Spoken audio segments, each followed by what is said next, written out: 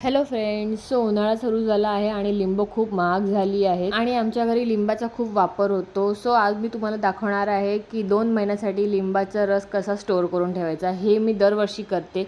भरपूर अशी ही लिंबू घेऊन येते आणि यावेळेस मी 2 किलो लिंबू घेऊन आले आणि तेही मोठे मोठे आहे. बाजारात आपण असा लिंबू घ्यायला गेलं तर एक लिंबू 10 रुपयाचा मिळतो आणि सो म्हणून मी हे होलसेलमधून लिंबू घेऊन आले. 2 किलो लिंबूमध्ये मला कमीत कमी 35 ते 36 लिंबं आली आहेत आणि हे परवडतं घ्यायला ते एक लिंबू घेण्यापेक्षा. सो इथे लिंब कट करून झाल्यानंतर आपण त्याला पिळायला घेऊया. त्यासाठी एक मोठं भांडं घ्या आणि जाळीचं पण भांडं घ्या. म्हणजे कसं बिया वेगळ्या आणि रस वेगळा होईल. ते एकदम काम जास्त वाढणार नाही, सिंपलमध्ये होऊन जाईल.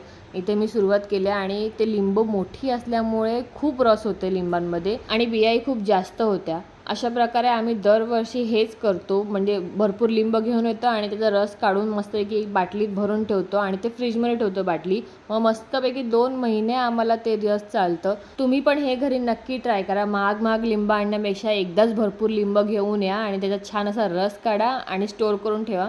सो बराच वेळ मी रस काढतच बसलेली आणि नंतर मग माझे एवढे हात दुखायला लागले की नंतर मी 2 हाताने नंतर सुरू झाली आणि अक्षरशः कंटाळायला लागला. मग मला जेवढं जमलं तेवढं मी लिंबाचा रस काढून घेतला आहे. बाकीचं ठेवून दिलं. म्हटलं थोड्या वेळाने करेन. हे बघा एवढ्याशा लिंबाच्या मध्ये पण किती रस आलं. आणि नंतर आमच्या मम्मी आल्या आणि त्यांनी एकदम पटापट पूर्ण सगळ्या लिंबाचा रस काढून घेतला आहे आणि माझं हे काम हलकं झालेलं आहे. सो हा लिंबाचा रस मी पुन्हा एकदा गाळून घेणार आहे आणि त्याच्या आधी मी या 2 बाटल्या स्वच्छ धुवून घेतल्या आणि पुसून घेतल्या आहे. जरा पण पाणी नाही ठेवलं त्यात. पुन्हा गाळून यासाठी घेतला आहे की त्यात थोडाफार गाळ राहतोच, तुम्हाला नंतर दिसेलच.